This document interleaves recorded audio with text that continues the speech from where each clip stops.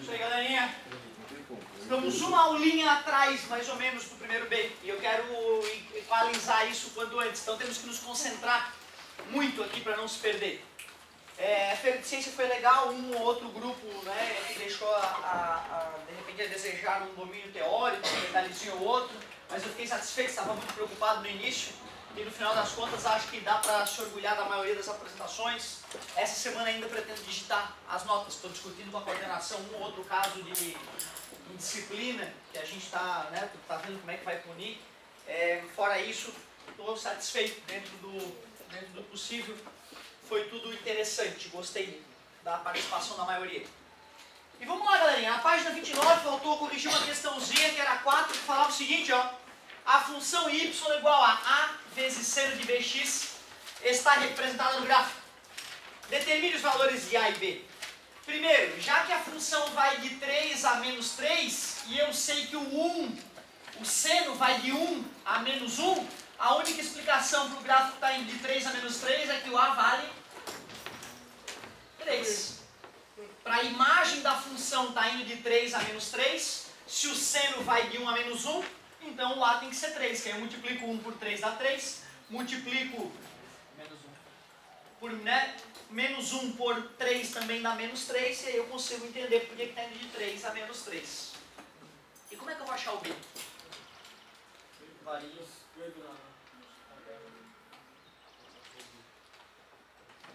Substituir o gráfico tem um errinho. Se isso aqui é π sobre 4, isso aqui deveria ser menos π sobre 4. Não faz sentido ser menos π sobre 2. Senão o gráfico não é, essa distância é a mesma que essa, né?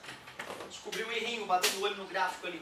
Mas não tem problema, dá de perceber que demora π sobre 2 para completar meia repetição, não é isso?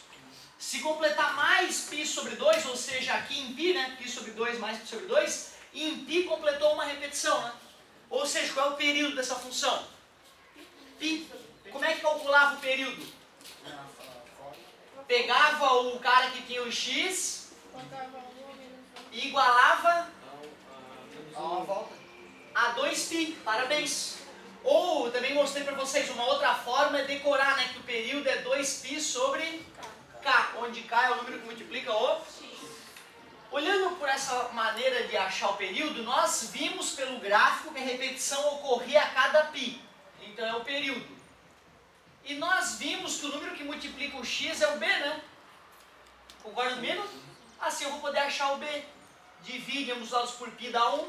Está dividindo, passa multiplicando, ou multiplica ambos os lados por 2, deu 2. O b tem que ser igual a 2 para que o gráfico corresponda a este gráfico que nós estamos vendo. Então tinha a ver com imagem e tinha a ver com período. Duas discussões que nós fizemos. Passando a página, na página 30, aliás, na página 31, que era uma tarefinha que eu pedi, né, para tu ler e tentar fazer aquela parte 31, muito parecida com a ideia da esteira que a gente corrigiu. Dá uma olhada. O volume máximo de ar nos pulmões e nas vias respiratórias é de aproximadamente 5 litros para uma inspiração forçada. E após uma expiração, resta nas vias aéreas 1,2 litros de ar. Olha que legal. 5 litros. E aí tu...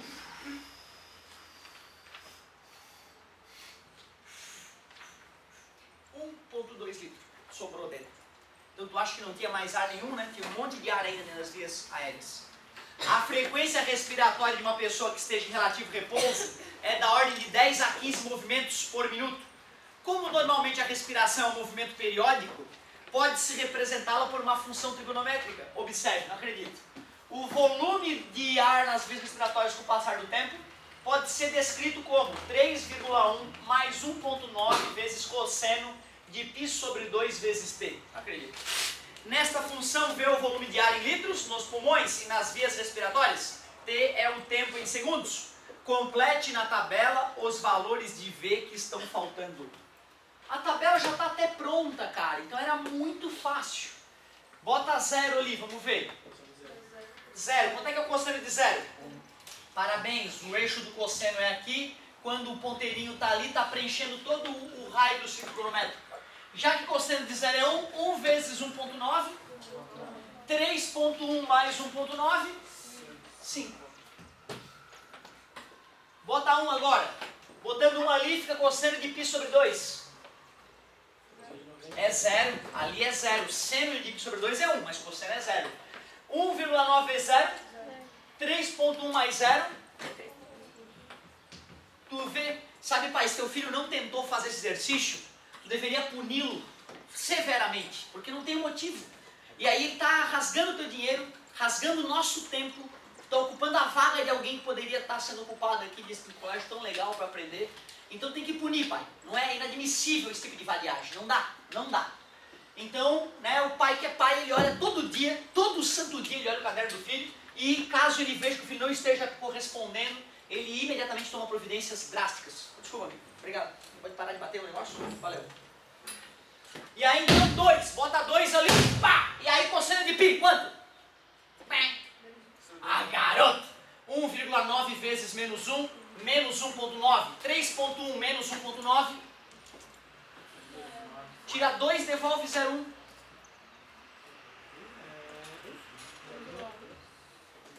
Tira 2 reais de 3 e 10, sobra 1,10. Aí tu devolve 10 centavos, 1,20. Professor, eu achei muito complexo. Que Deus te proteja. Exista e te proteja. 11 menos 9, 2. 2 menos 1, 1. E aí vamos que vamos. Bota 3 ali. Cosseno de 3π sobre 2. 0. 1,9 vezes 0. 0. 3,1 mais 0. Meu Deus, é muito fácil. Bota 4. 4 dividido por 2 dá 2. Cosseno de 2π. É que nem o 0, deu uma volta completa. É 1. 1 vezes 1,9. 3,1 mais 1,9. 5. 3,1. 1,2 e ao infinito e além, assim, para sempre. Show de bola. Depois que a gente completou a tabela, observa que a tabela estava semi-pronta. Quando eu for te pedir para fazer um gráfico de verdade, eu não vou te dar a tabela. Tu vai ter que construir a tua própria tabela. Aí o desafio é um pouquinho maior. Eu vou dar dica para isso já nas próximas aulas. E depois da tabela pronta é só ir para o plano cartesiano. Houve uma diferença importante entre esse plano cartesiano que te apresentaram na tabela 2 e esse que na questão 2 e aquele que já tinha sido usado na página 27. Que diferença drástica existe? Naquele lá já estava desenhado, né, os numerozinhos. Concorda comigo? Nesse não. Nesse o cara falou, olha, use o quadriculado para botar os números do jeito que tu desejar. O nível melhorou muito já daquela questão antes, que era idiota, para essa questão que é nível médio. Será que seria inteligente fazer assim, ó, já que o meu tempo vai até 6? 1, 2, 3, 4, 5, 6? Não, faz maior. Não, faz maior. Eu ainda não te cobrei isso, mas eu lembro que na federal eu perdi alguns décimos nas últimas provas que eu fiz, porque tinha um gráfico grandão para usar, e eu com pouco tempo, não vou gastar tempo pensando numa melhor distribuição. Fiz o gráfico menorzinho, o professor já, podia ter expandido o teu gráfico. Então tu vê, fazer isso pode gerar desconto em questões cursivas. O ideal é tu ampliar essa situação. Professor, Pois não. por quê? Por quê? Porque se eu fizer um gráfico minúsculo, cara, se eu fizer um gráfico minúsculo com números espremidos, é muito mais difícil tirar conclusões precisas do que um gráfico idêntico, porém expandido, com números mais espalhados. Fica muito mais fácil enxergar que número está conectado com que número. Mas a resposta não ficaria a mesma?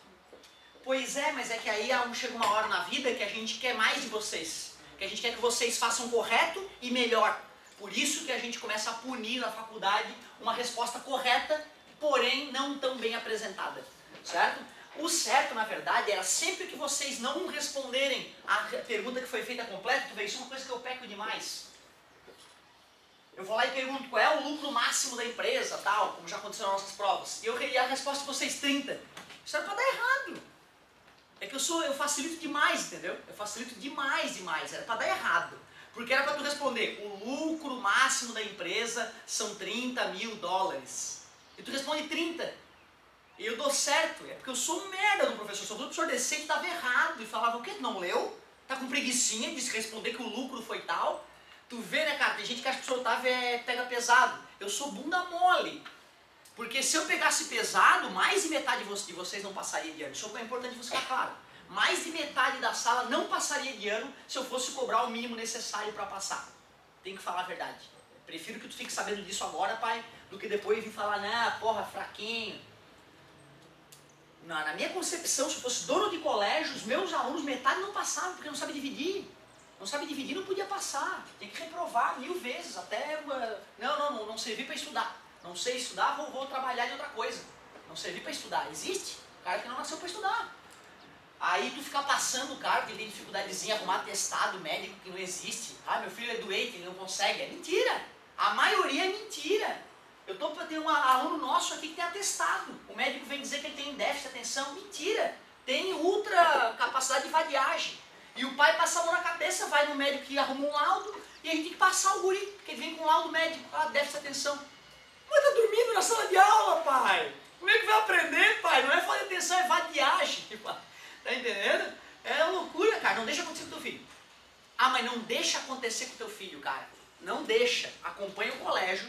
Se tu sentir que é meio que tem qualquer gota de pagou, passou, tu troca.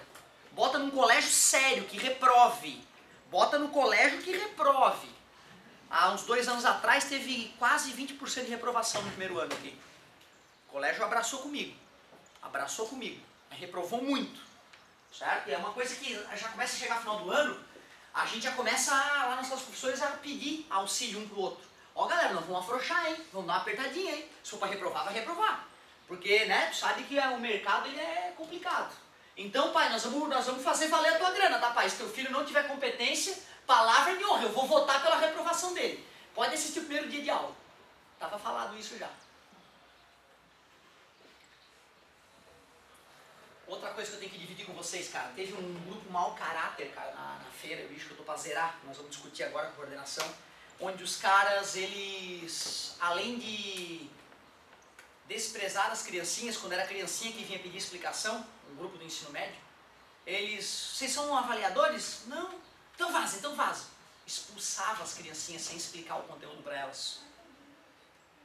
É bandido, isso é bandido, pai, é bandido. Então, outro caso, aí é crime mesmo, o cara chegou lá, foi no PowerPoint da gurizada, apagou o PowerPoint da explicação da gurizada.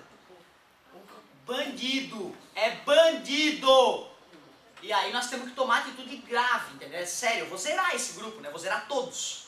É a minha vontade, eu só tô, né? Eu e a coordenadora estamos conversando, vamos discutir com o grupo, anunciar para eles, ver se eles têm algo a declarar em defesa.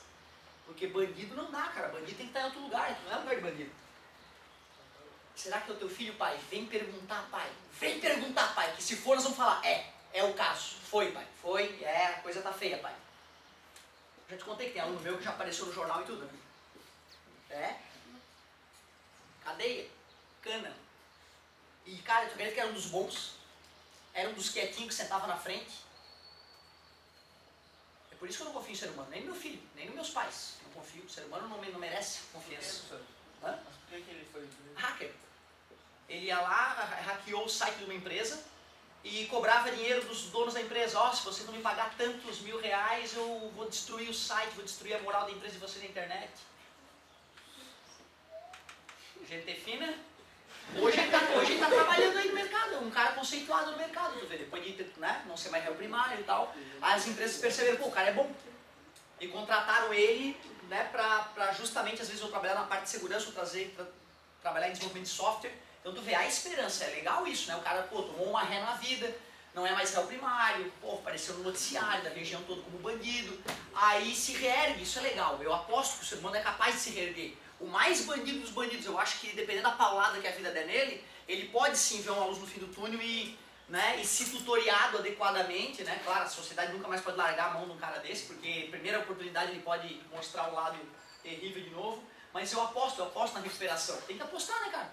Ou então vão fazer pena de morte de uma vez. Ou tu aposta na recuperação ou tu começa a matar os caras, porque ficar pagando alimentação pra gente que tu acha que não vai melhorar, né? E não só alimentação, um gasto absurdo. Vocês sabem quanto é que é por mês um preso, né? Mais por estudante, né? Muito mais. Quando tá tudo bonitinho é R$1.200 por mês um preso custa pra gente. Certo? Mas via de regra passa disso. Aí pra 5.000, dependendo do estado, se o estado é mais corrupto, o estado gasta 5 pau por mês pra deixar o cara encarcelado lá. E se for daqueles perigosos, Aí gasta muito mais, tem todo um sistema de segurança especial para trancafiar um sujeito lá dentro. Tem que botar na ponta do lápis, cara, tem que ver se vale a pena. Eu não sou fã da pena de morte, mas às vezes eu fico pensando, eu acho que é isso. Tem que fazer 7 bilhões. 7 bilhões deu. Meu Deus, que pena, né? Tem que discutir isso essa hora da madrugada. Passou! Agora vai! Então, ó, para ficar mais bonito, para ser melhor, 1, 2, 3, 4, 5, 6. Razoável. E o volume foi até quanto? 1, 2, 3, 4, 5. Tá perfeito, né? Não, tá nojento. 1, 2, 3, 4, 5. Ou usou melhor o espaço disponível. Agora tá aceitável.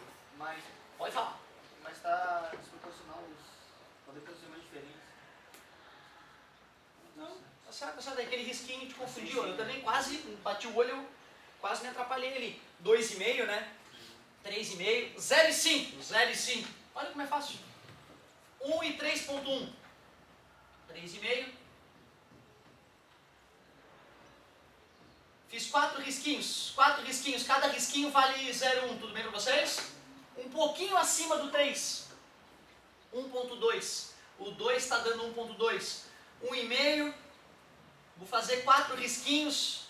Cada risquinho vale 0,1.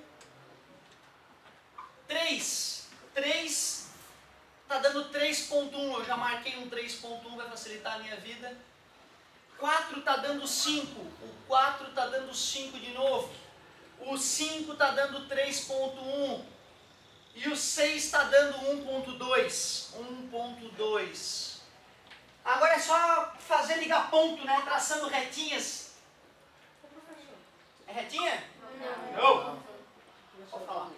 Eu já na atividade eu fiz, eu peguei todos os números e fiz retinhas paralelas, horizontais. Isso. Só que até o fim.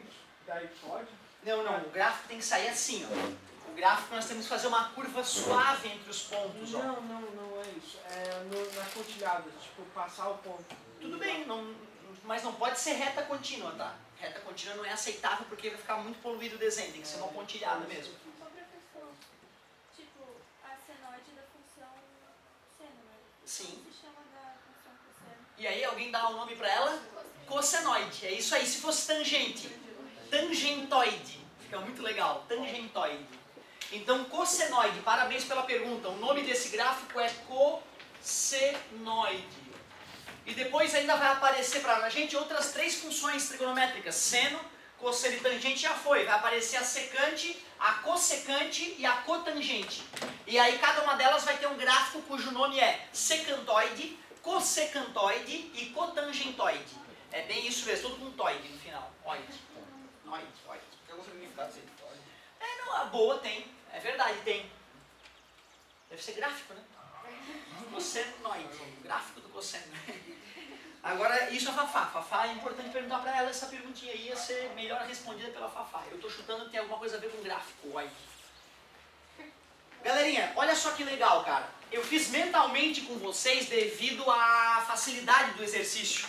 Mas olha o que a apostila recomenda, pai, para o pai poder corrigir em casa. Olha só, tá vendo esse quadriculadinho?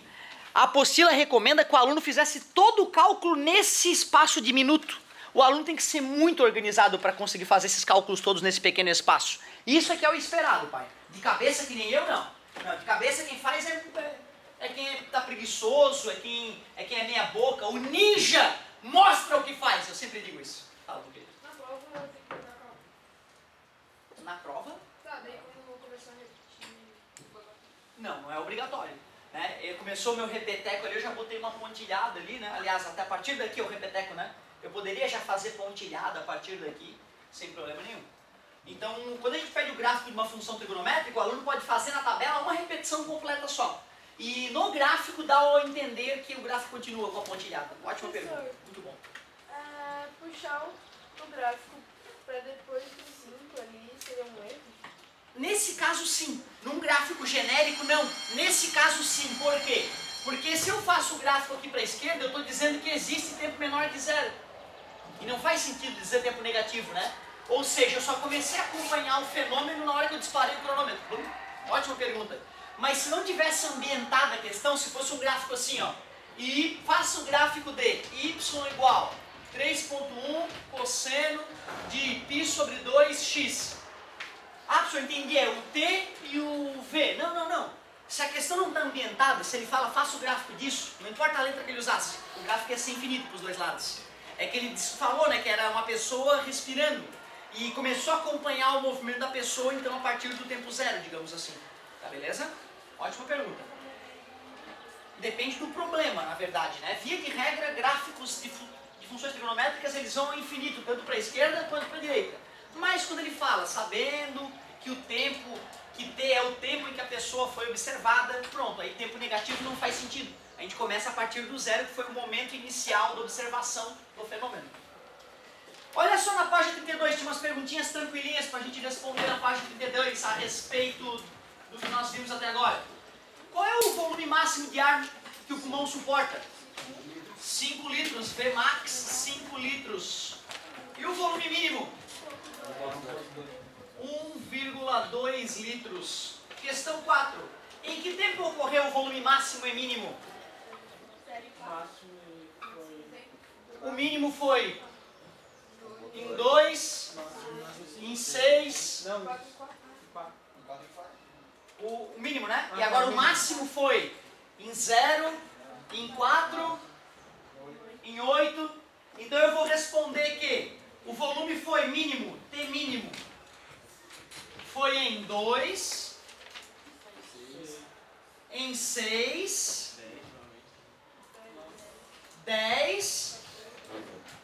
Ah, não, então eu vou escrever assim, ó, T mínimo é igual a 2 mais 4 vezes K, com K pertencente.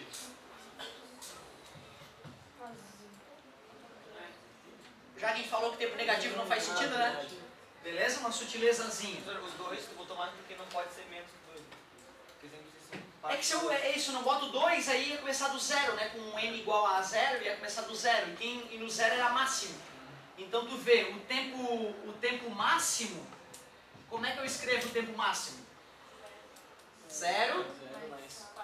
4. Isso, aí para não precisar botar o 0, 4K, com K pertencente aos números naturais. Assim eu represento todos os valores onde o volume será máximo. Por isso que eu representei como Tmax.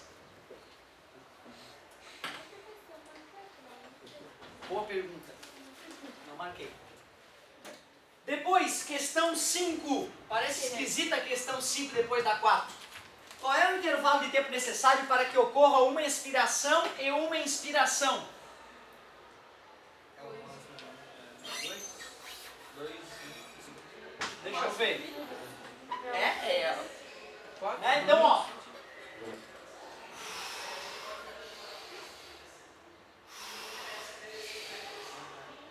Não é? E aí, quanto tempo demorou? 4. Demorou 4 segundos. 6. Cada ciclo de uma expiração e de uma inspiração ocorre em quanto tempo? Pois é, né, cara? Estranha essa pergunta, né? De 4 em 4, Pois é, não, eu vou te confessar, a Priscila queria de 4 segundos em 4 segundos. Só que se tu for ver a pergunta 5 e 6 é a mesma disfarçada, né? Será que não é pra saber de cada um separado? Não, por incrível que pareça é isso, olha só. Qual é o intervalo de tempo necessário para que ocorra uma expiração e uma inspiração? Aí eu acompanhei com vocês, ó. 4 segundos. Né? Foi óbvio, não foi? Cada ciclo de uma expiração e de uma inspiração ocorre em quanto tempo? É a mesma pergunta, gente, pelo amor de Deus. 4 segundos. Certo? Mas aí como ele pergunta de quanto em quanto? Aí ele está te pedindo para tu responder de 4 em 4. Mas tu vê que como é sutil? É sutil, cara. Ele queria que respondesse de 4 em 4. Se tu botar 4, ele vai, meio certo. Item 7. Após 20 segundos, quantos ciclos de expiração e inspiração ocorreram? Pô, não é de 4 em 4 segundos? Tu divide por 4, 5 ciclos. Tranquilaço. Ele vai lá e mostra mais uma vez o que é o cosseno no círculo trigonométrico. Cansamos de falar daquele quadradinho ali. ele vai lá e faz o gráfico de uma função cosseno pura, sem esses penduricos aqui, ó. O gráfico que ele fez lá, ó, é o gráfico da função y igual a cosseno de x. Olha como ela já está diferente do nosso, ó.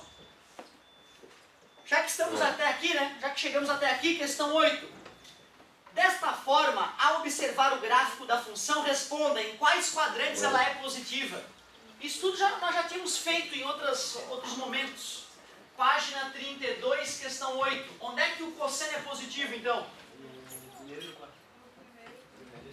Primeiro e quarto quadrantes positivo. Logo, no segundo e terceiro quadrante é negativo. Senhor, eu não consegui enxergar isso. Essa pergunta, se tu não conseguiu enxergar, essa pergunta era fundamental. Se tu for olhar o gráfico ali, meu querido, tá claro, tá claríssimo, cristalino. Olha só, aqui é 0 grau e aqui é π sobre 2. O primeiro quadrante não vai de 0 a π sobre 2? E o gráfico tá para cima, que é positivo. De π sobre 2 até quanto? Até 3π sobre 2, o gráfico ficou para baixo. E aqui no meio é o π. Então aqui é o segundo quadrante, aqui é o terceiro. E aí, quarto quadrante está aqui, é o quarto quadrante, ó. De 3π sobre 2 até 2π. E o gráfico foi para cima, positivo de novo. Mostrando que era bem fácil responder essa letra A. Letra B. Em quais quadrantes ela é crescente e decrescente? O que é uma função crescente? O que cresce, ou seja, quando x aumenta, y aumenta também. O que é uma função decrescente? Quando x aumenta, y diminui. Quando x aumenta, y diminui. Nós vimos isso para a função de primeiro grau. E discutimos também para a função de segundo grau. Aqui ela está crescendo ou decrescendo? E agora? Decrescendo. Então ela foi decrescente no... Decrescente no primeiro quadrante e segundo quadrante. Logo, olha o que acontece aqui depois do π, ó. Tá subindo, tá vendo? Subindo, subindo, subindo. Até ali ela é crescente. Então, a resposta é crescente no terceiro e quarto quadrantes. Tranquilo? Complete a tabela com o valor do cosseno de x. Isso também nós já fizemos, de certa forma, em outras situações. Mas para relembrar, já que eu não corrigi estes itens com a outra turma, eu vou corrigir com vocês. Olha a tabela que ele fez. Vou fazer uma tabela só. No primeiro quadrante, os ângulos famosos são π sobre 6, π sobre 4 e π sobre 3. Aí completa o primeiro quadrante com π sobre 2.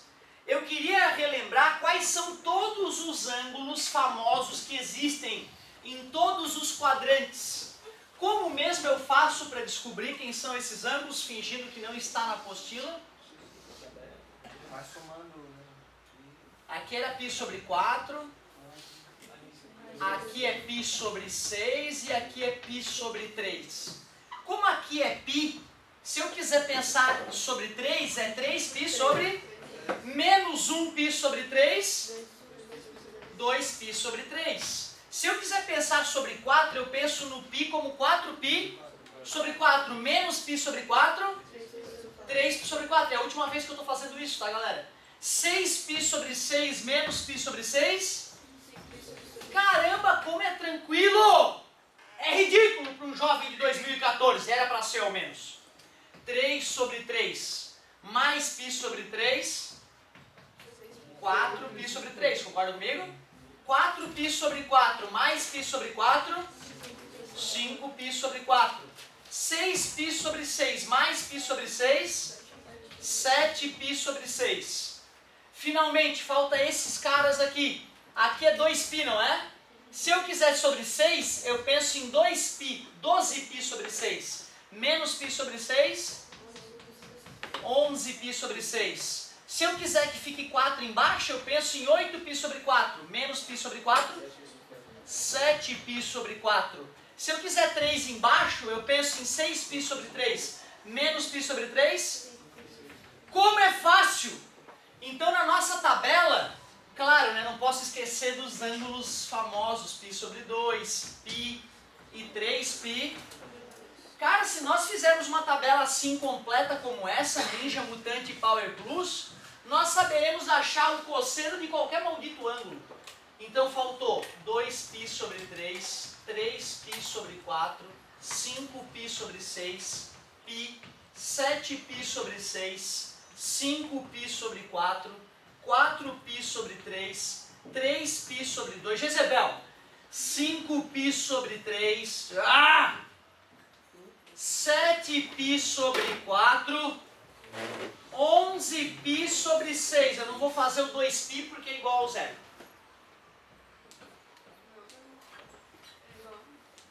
É igual ao zero. Não? Isso, entendi. Perfeito. Tua participação mais uma vez legal. Adorei. Ô galerinha, show de bola. Tu viu que bacana? Eu consegui fazer a tabela sem ter olhado para ela. Por quê? Porque são esses os valores que eles podem te cobrar de seno, cosseno e tangente na primeira volta. Isso é mais que uma volta. Divide por... e faz a primeira DP. A primeira DP tem que ser um deles. Eles estão proibidos de te pedir qualquer ângulo que não seja um desses. A não ser que eles forneçam uma tabela ângulo a ângulo, que nem a tabela da apostila passada, lembra? Então é isso que nós temos que saber mesmo. Π sobre 6 é 30 graus, pô. 1, 2, 3, 3, 2, 1. Não é isso? Dividido por 2 trai a raiz. 30 graus, raiz de 3 sobre 2. Raiz de 2 sobre 2. 1 sobre 2. Esqueci do zero. Cosseno de 0. 1, discutimos já hoje. Cosseno de 90. 0. Seno é 1, cosseno é 0. Cara, agora olha só o macete, ó. Se é sobre 3, 60 graus. Se é sobre 3, se é sobre 3, se é sobre 3... Calma. É o módulo. É o módulo, tá? É um macete que eu tô te dando. Se é sobre 4, calma que não acabou, tá? Se é sobre 4, se é sobre 4, se é sobre 4, se é sobre 6, se é sobre 6, raiz de 3 sobre 2, raiz de 3 sobre 2, raiz de 3 sobre 2,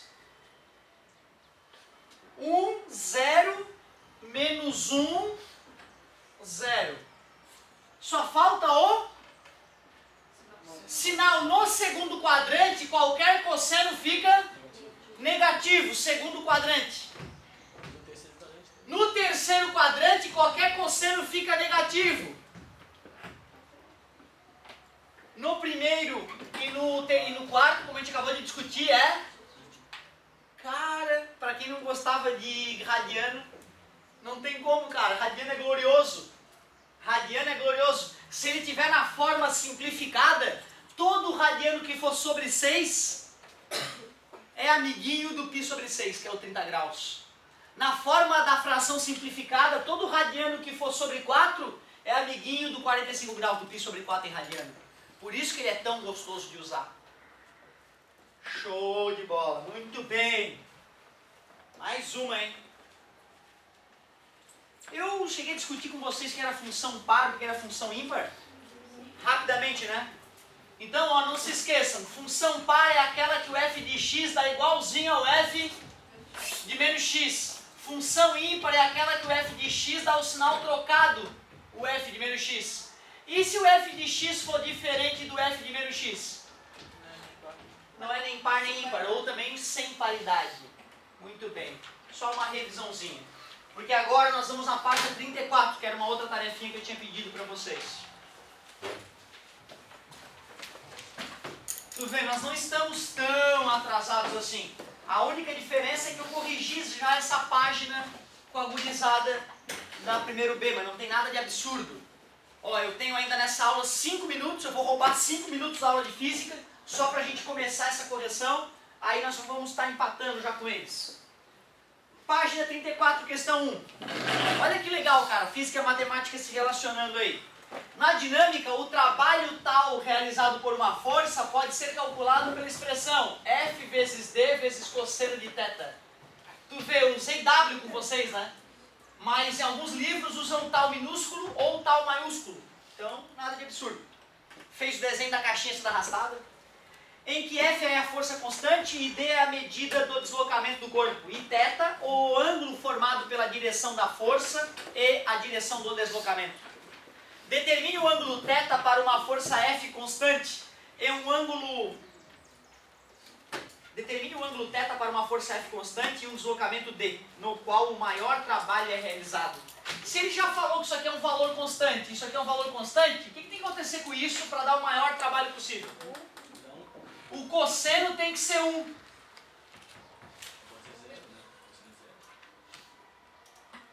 E o θ, então?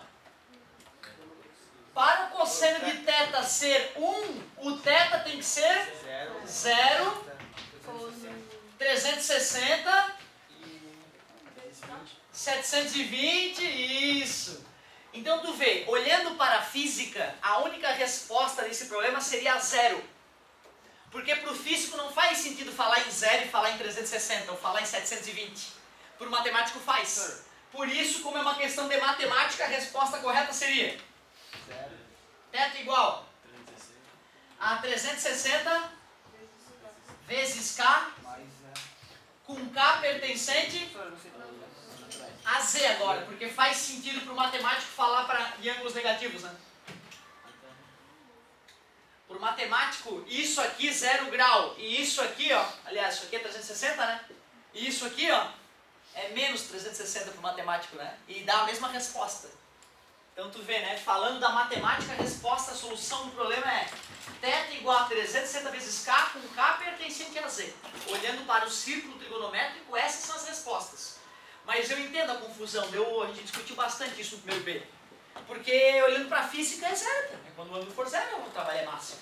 O físico não fica falando, a força deu uma volta, deu 5 voltas no círculo trigonométrico, deu 1800 graus. Para o físico, essa é uma coisa idiota de se falar. 2. Não. Determine o ângulo para uma força F constante e um trabalho maior, e agora ele quer trabalho nulo. Quando que o trabalho vai ser nulo? Quando o cosseno de θ for 0. Quando o cosseno de θ é 0? Quando é 90 graus. 90 mais 180 vezes K. 90 mais 180 vezes K. Parabéns para a galera que de repente não entendeu. 90, 270, mais 180 graus. Vai dar 360 mais 90, 450. E é de 180 em 180. Sempre que o ângulo parar aqui ou ali, o cosseno vai ser 0. Então, fisicamente falando, a gente passaria a responder. É quando a força é perpendicular ao deslocamento. Matematicamente falando, a solução fica 90 mais 180. Isso, θ igual a 90 mais 180 vezes K, com K pertencente a Z.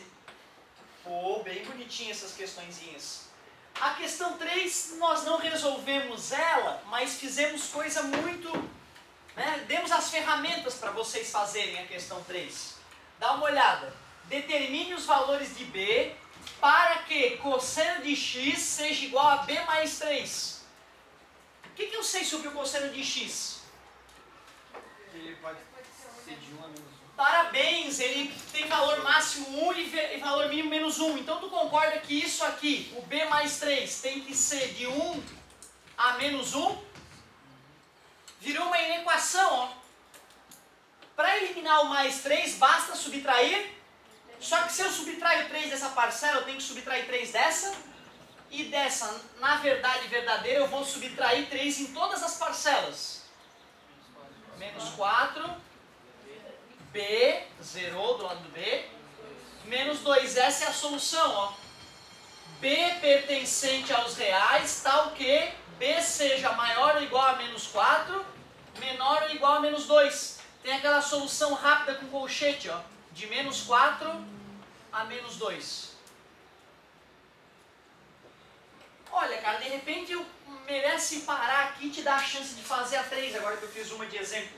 A 4 é bem acessível, as outras são bem acessíveis. Eu parei na 7 com eles, ó. Ou seja, se nós dermos um gásinho na próxima aula, a gente já fica equilibrado. Tá de bom tamanho. Escutaram matemática demais por hoje. Ó, não, peraí. Eu corrigi com eles até a 6. A 6 foi corrigida, faltou só a 7 e a 8. O que eu pedi para eles de tarefa? Eu pedi para eles tentarem ler a página 35 de tangente e a 36, completando essa página, e fazer as 3 primeiras da página 37.